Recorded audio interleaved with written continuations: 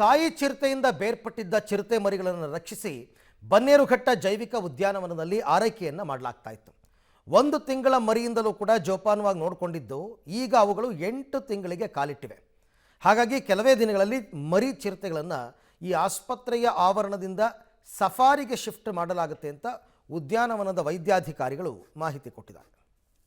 ನಾಡು ಪ್ರದೇಶದಲ್ಲಿ ಹೆಚ್ಚು ಚಿರತೆಗಳು ಕಾಣಿಸ್ಕೊಳ್ತಿದ್ವು. ಅದರಲ್ಲೂ ಸಹ ಮೈಸೂರು ಭಾಗದಲ್ಲಿ, ಹಾಸನ ಇರ್ಬೋದು, ಮೈಸೂರು ಭಾಗದಲ್ಲಿ ಕಬ್ಬಿನ ಗದ್ದೆಯಲ್ಲಿ ಚಿರತೆ ಮರಿಗಳ ಹೆಚ್ಚು ಕಂಡು ಬರ್ತಿದ್ವು. ಅವೆಲ್ಲ ಸಹ ಈಗ ಬನ್ನೇರುಘಟ್ಟ ಜೈವಿಕ ಉದ್ಯಾನದ ವೈದ್ಯಾಧಿಕಾರಿಗಳ ಒಂದು ಚಿಕಿತ್ಸಾ ಕೇಂದ್ರಕ್ಕೆ ಬಂದಿರೋಂಥದ್ದು.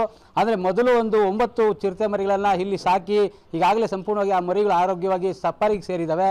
ಇನ್ನು 2ನೇ ಬ್ಯಾಚ್ ಈಗಾಗಲೇ ಡಾಕ್ಟರ್ ಕಿರಣ್ ನೇತೃತ್ವದಲ್ಲಿ ಅವರ ಸಿಬ್ಬಂದಿಗಳು ಈಗ 2ನೇ ಬ್ಯಾಚಲ್ಲಿ 8 ಮರಿಗಳನ್ನು ಈಗ ಸಂಪೂರ್ಣವಾಗಿ 1 ತಿಂಗಳು 2 ತಿಂಗಳು ಮರಿಗಳನ್ನು ಈಗ 4 ರಿಂದ 5 ತಿಂಗಳು ಮರಿಗಳಿಗೆ ತಂದೆ ಅಂದರೆ ಆರೋಗ್ಯವಾಗಿ ಅದನ್ನು ಚಿಕಿತ್ಸೆ ಕೊಟ್ಟು ಈಗ ಒಂದು ಆರೋಗ್ಯವಾಗಿರುವಂಥ ಮರಿಗಳನ್ನು ತಯಾರು ಮಾಡಿದ್ದಾರೆ. ನಾನು ನೇರವಾಗಿ ದೃಶ್ಯಾವಳಿ ತೋರಿಸ್ತೀನಿ. ಇಲ್ಲಿ ಕಾಣಿಸ್ತಿರುವಂಥ ಮರಿಗಳಿಗೆ ಈಗಾಗಲೇ 4 ತಿಂಗಳು 5 ತಿಂಗಳು ಮರಿ ಆಗಿರುವಂಥದ್ದು. ಸಂಪೂರ್ಣವಾಗಿ 8 ಚಿರತೆ ಮರಿಗಳಿದ್ದಾವೆ. ಎಲ್ಲವೂ ಸಹ ಆರೋಗ್ಯವಾಗಿದ್ದಾವೆ. ಒಂದು ಮರಿಗೆ ಸ್ವಲ್ಪ ಕಾಲು ಏಟಾಗಿರುವಂಥದ್ದು, ಅಂದರೆ ಬಂದಾಗಲೇ ಆ ಪರಿಸ್ಥಿತಿಯಲ್ಲಿ ಇದ್ದಂಥ ಮರಿಗಳಿದು. ಹಾಗಾಗಿ ಸಾಕಷ್ಟು ಒಂದು ಆಕ್ಟಿವ್ ಆಗಿದ್ದಾವೆ. ಜೊತೆಗೆ ಈ ಮರಿಗಳು ಇನ್ನೊಂದು 2 ತಿಂಗಳ ಕಾಲ ಈ ಒಂದು ಆಸ್ಪತ್ರೆ ಆವರಣದಲ್ಲಿರ್ತವೆ. ನಂತರ ಇದನ್ನು ಬನ್ನೇರುಘಟ್ಟ ಸಫಾರಿಲಿರುವಂತಹ